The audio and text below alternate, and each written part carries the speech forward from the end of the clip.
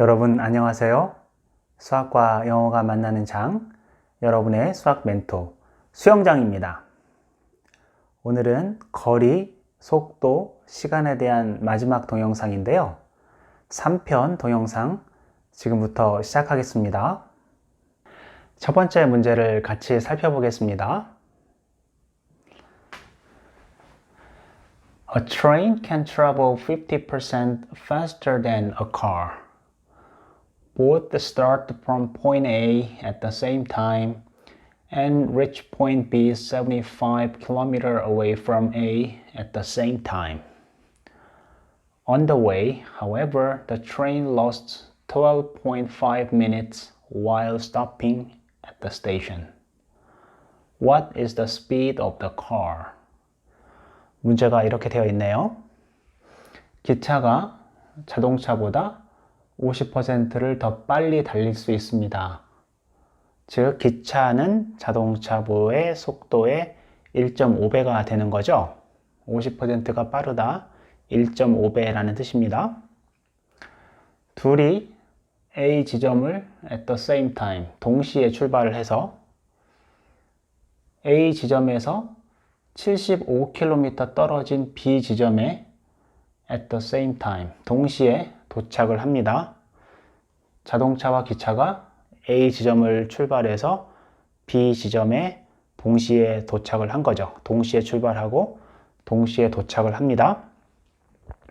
오는 도중에 기차는 역에서 정차하는 동안 12.5분을 잃어버렸다 라는 얘기니까 기차가 A 지점에서 B 지점까지 쉬지 않고 달린 게 아니라 중간에 한 역에서 12분 30초죠. 12.5분이니까 12분 30초 동안 정차를 하고 있었던 겁니다. 쉬지 않고 달리면 당연히 기차가 더 빨리 도착하겠죠. 자동차의 스피드를 구하시오 라는 게 문제인데요. 칠판을 보면서 문제를 풀어보겠습니다. 자동차와 기차가 A 지점에서 75km 떨어진 B 지점까지 동시에 출발하고 동시에 도착을 하죠. 즉, 걸린 전체 시간이 서로 같다라는 것을 이용해서 문제를 풀면 될 것 같은데요. 자동차의 스피드가 따로 나와 있지 않죠. 우리가 자동차의 스피드를 S라고 한다면 기차의 스피드는 50%가 빠르다. 즉, 1.5배가 되는 거죠. 1.5S 이렇게 쓸 수도 있고 2분의 3S 이렇게 쓸 수도 있겠네요. 자동차가 A부터 B까지 걸린 시간은 거리 나누기 속도니까 거리 75 나누기 자동차의 속도 S 이렇게 되고, 기차가 A부터 B까지 걸린 전체 시간은 만약에 기차가 쉬지 않고 달렸다면 거리 나누기 속도, 기차의 속도는 2분의 3S죠. 에다가 중간에 12.5분을 쉬죠. 쉬지 않고 달렸으면 더 빨리 도착했을 텐데 중간에 정차한 시간을 더했을 때 그 시간이 같은 거니까 12.5분은 시간으로 나타내면 60분의 12.5 시간이 됩니다. 1분은 60분의 1시간, 10분은 60분의 10시간이 되죠. 12.5분은 60분의 12.5 시간이 됩니다. 이 두 개의 시간은 서로 같습니다. 전체 걸린 시간은 서로 같기 때문에 자동차가 걸린 시간, 기차가 걸린 전체 시간 둘이 같다. 여기에서 이 가운데를 다시 한번 앞에서 푼 것처럼 간단하게 계산을 해보면 75 나누기 2분의 3S죠. 2분의 3S. 자, 나누기는 곱셈으로 바꿔서 계산해보면 3S분의 2 이렇게 되고요. 여기에서 75와 3은 이렇게 약분이 됩니다. 75 나누기 3 하면 25 이렇게 되나요? 25 곱하기 2 하면 50이죠. 즉, 가운데 동그라미 친 부분을 간단하게 하면 S분의 50이 됩니다. 자, 여기에서 이 가운데 부분을 왼쪽으로 넘겨 보겠습니다. 왼쪽 식은 S분의 75 넘어가니까 마이너스 S분의 50은 60분의 12.5 이렇게 되죠. 75에서 50을 빼면 25가 됩니다. S분의 25는 60분의 12.5 이렇게 되죠.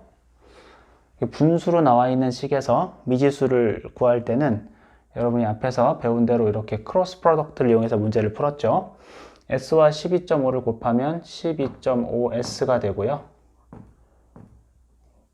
25하고 60을 곱한 값이 서로 같습니다.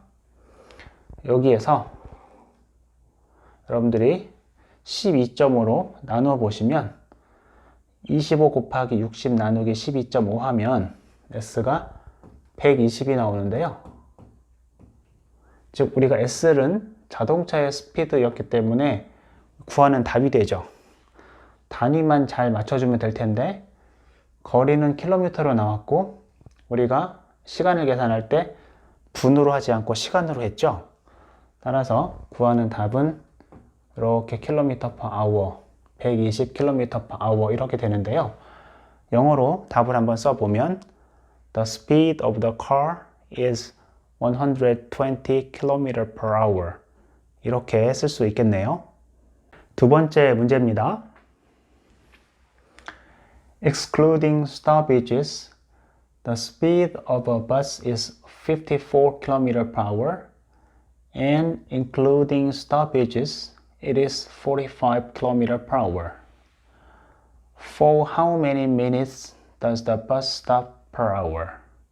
문제가 이렇게 되어 있는데요. 여기에서 stoppage라는 단어는 정차라는 뜻인데요. 버스가 승객을 태우거나 또 내려드리기 위해서 정류장에서 잠깐 멈추는 것을 정차라고 하죠. stoppage라는 단어가 정차라는 뜻인데 정차를 제외하면 즉 쉬지 않고 달린다라는 의미겠죠. 버스가 쉬지 않고 달리면 시속 54km인데 including stoppages니까 정차까지 포함하게 되면 시속 45km가 됩니다. 당연히 정류장에서 버스가 서 있게 되면 시간은 가고 거리는 그대로이기 때문에 버스의 시속이 달라지게 되죠. 더 느려지게 되는데요. 시속 54km로 갈 수 있는 버스가 시속 45km로 가게 된다면 이 버스가 정류장에서 시간당 몇 분을 서 있었는지를 구하라는 게 문제인데요. 여러분이 잠깐 동영상을 멈추고 스스로 풀어보시기 바랍니다. 문제를 풀어보셨나요? 같이 한번 보겠습니다. 시속 54km로 갈 수 있는 버스가 시속 45km로 갔기 때문에 1시간에 54km를 달릴 수 있는데 1시간에 45km 밖에 못 갔으니까 못 간 거리가 9km가 되죠. 이 버스가 9km만큼 덜 가게 되는데 이 9km를 가는데 몇 분이 걸리는지를 알면 버스가 정류장에서 정차한 시간을 우리가 구할 수 있겠죠.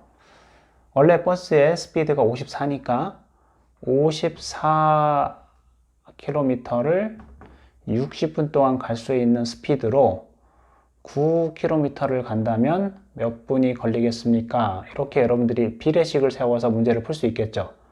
54km를 60분 동안 간다면 9km 가는데 몇 분이 걸립니까? 여러분들이 이 비례식을 풀 때 내항의 곱은 외항의 곱과 같다라는 것을 이용해서 풀지요. 외항의 곱을 써보면 54 곱하기 x가 되고 내항의 곱을 써보면 60 곱하기 9죠. 60 곱하기 9 이렇게 됩니다. 여러분들 여기서 x를 한번 구해보면 x는 54로 나누면 되겠죠. 60 곱하기 9 나누기 54 이렇게 되는데요. 9하고 54가 약분이 되죠. 9, 6, 54 이렇게 됩니다. 6분의 60은 10이죠. 따라서 우리가 9km 가는 데는 10분이 걸리네요.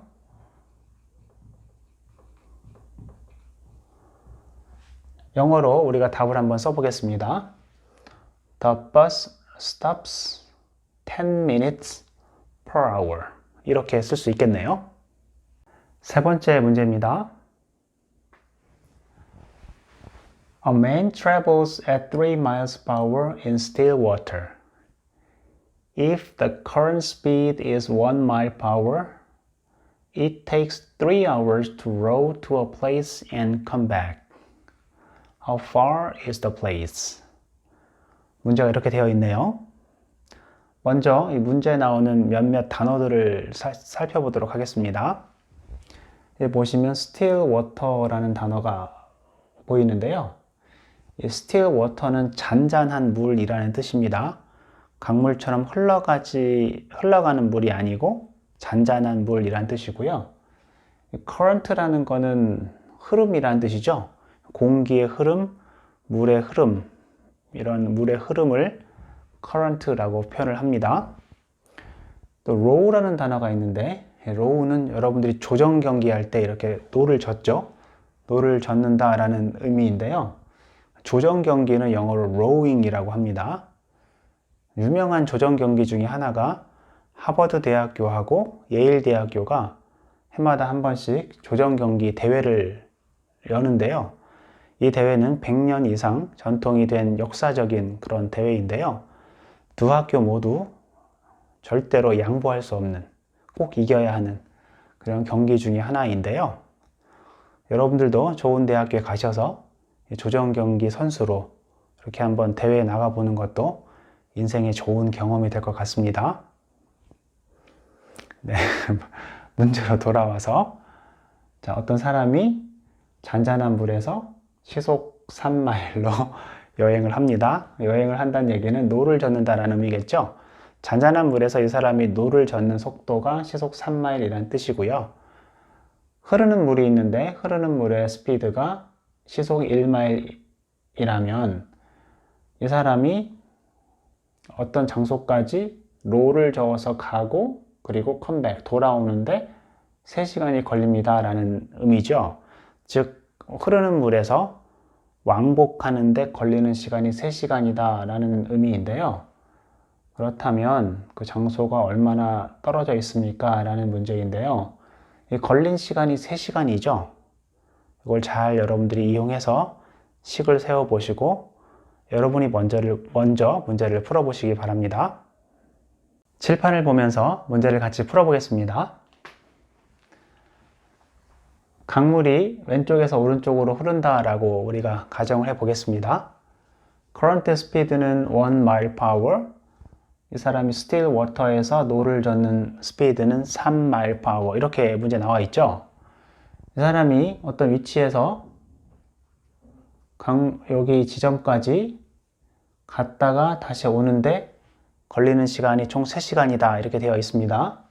거리를 지금 물어보고 있으니까 이 거리를 d라고 놓고 d를 구하면 될 텐데요.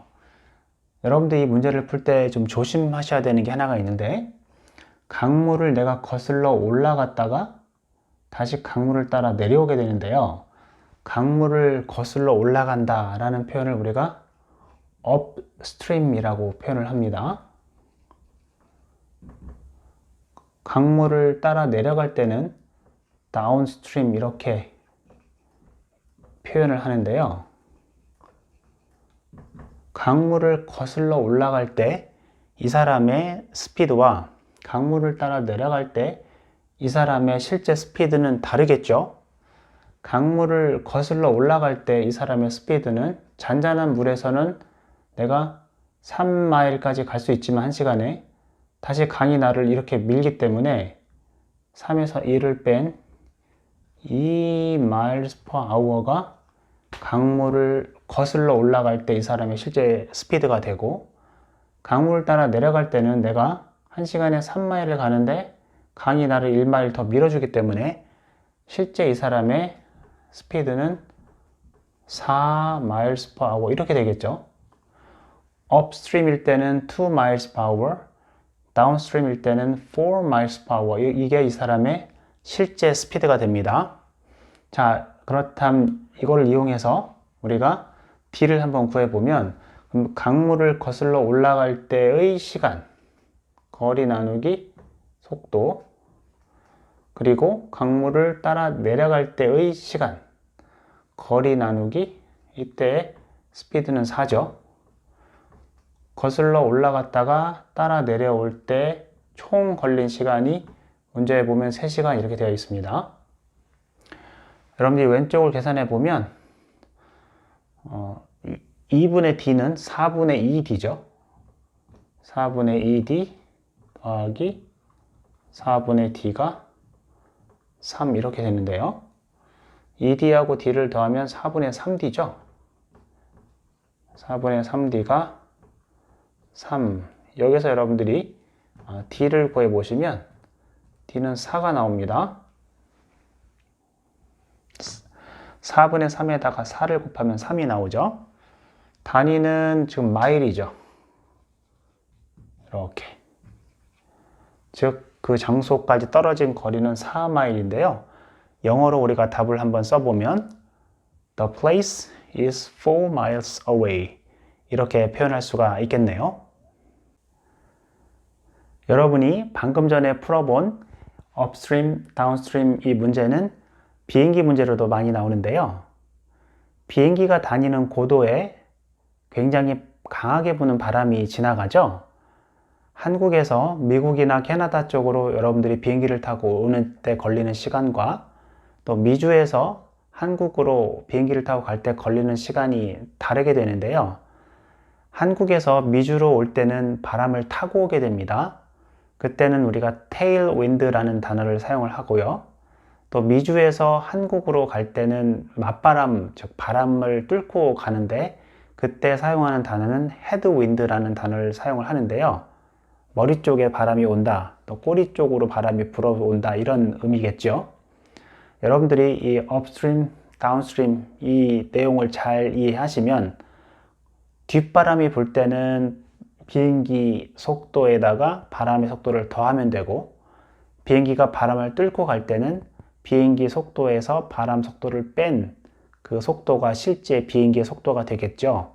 그것을 이용해서 우리가 문제를 풀면 되겠습니다. 지금까지 총 3편에 걸쳐서 거리, 속도, 시간에 대한 문제들을 같이 풀어봤는데요. 내용이 좀 많습니다.